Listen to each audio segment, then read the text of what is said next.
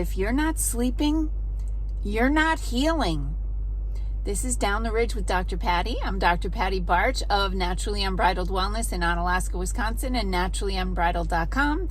And the topic of today's little chat is sleep. Okay, we are supposed to spend at least a third of our life in a sleep state. And sleep is a biological requirement. Excuse me. We need to sleep just like we need to breathe and we need to poop. It's something that our body requires for homeostasis, or a state of balance and health. So let's talk about some things that are interfering with sleep and then some things that can be supportive of sleep. So I'll just start with caffeine. So we know this, right? We know that caffeine is a stimulant and it can help to keep you awake, or because it stimulates the sympathetic nervous system, it puts you into a state of fight or flight. So you have this state of hyper alertness. So it's better for learning and presentations and performance and that sort of thing. But because it's a stimulant and it's a molecule, it needs to be metabolized. And believe it or not, the coffee that you have in the morning is impacting your sleep at night. Now, don't get me wrong. I drink coffee. I love coffee. But I'm mindful of it. But because different people actually metabolize caffeine at different rates. And more we're seeing caffeine being snuck into other things that aren't coffee. So it's really important to read labels. But coffee is one of the things, or caffeine is one of the things that can really be causing some sleep challenges. None of the sleep experts drink coffee, so that speaks volumes. Other things that can interfere with sleep is disruption of the circadian rhythms. So a lot of people work, what have we here? It's a murder of crows.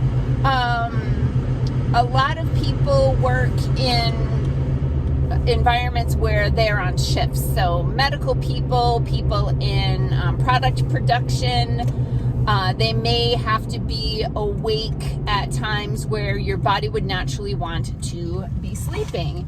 And that's a challenge because remembering, I always go back to the fact that we are animals and we are not nocturnal animals that have great night vision and we would be out hunting at night. We're not that at all. We are definitely the type of animal who goes to sleep when the sun goes down and wakes up when the sun comes up. It's diurnal.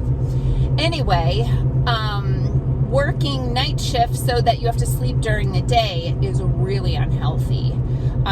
It's not just inconvenient and annoying. It is really unhealthy. In all the years of work that I've been doing, I have not had great success in getting people who work the night shift to have a healing experience, and I haven't been able to get any woman on the night shift that's a fertility client to successfully conceive until they get off of night shift and go back to sleeping during normal hours. Then their body goes back into balance, sometimes with a little support, and they can perform, they can sleep again.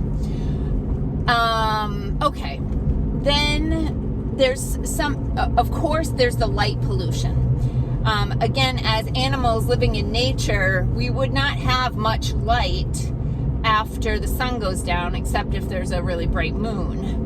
But that's very low light and it's a different wavelength of light energy, and it wouldn't necessarily be stimulating to the brain. When light goes into the eye, it goes through your optic nerve into your brain and it shuts down your receptors for melatonin. Melatonin is a sleep hormone. Melatonin is made from serotonin. Serotonin is made from tryptophan. So I wanted to also talk about the light pollution, in that we in this technical society end up staring at screens or having bright lights on that can cause your brain to shut down your melatonin receptors. As it gets darker, your melatonin receptors open and your pineal gland in your brain starts to make melatonin, which is the sleep hormone that helps you to fall asleep. Melatonin is also an antioxidant, has a tremendous amount of benefits. But I often get asked the question about melatonin, and people are like, oh, you shouldn't take melatonin because you'll stop making it. I'm like, okay, well, let's talk about that. Melatonin is a hormone, just like insulin is a hormone, and thyroxine is a hormone. And some people have insufficient levels of these hormones because maybe the gland isn't working appropriately, or maybe they don't have the materials they need to build that hormone. And if you would never say to a diabetic, well, you shouldn't take that insulin because you might stop making it. No, you say to the diabetic, insulin is really important for bodily functions and you don't have enough of it, so you should probably supplement it so that you don't die. And I feel the same way about melatonin. Plus, there's really impressive research about the therapeutic benefits of high dose melatonin. And people say, well, if you keep taking melatonin, if you keep taking melatonin, you'll stop making melatonin. Well, temporarily, yes, because you may have enough that your body doesn't need to make some at that point. But I take melatonin on a regular basis, and on the days that I don't take melatonin, I still sleep fine. So there are other things you can use, because sometimes people tell me that, oh, I just can't shut my brain off at night. Typically, I interpret that as perhaps needing support with a neurotransmitter called GABA. GABA is my favorite neurotransmitter because it goes shh to your brain. It helps you to shut your brain off and go to sleep. What else? Oh, so magnesium, calcium, valerian, passion flower, hops. Can't think of any other ones right now.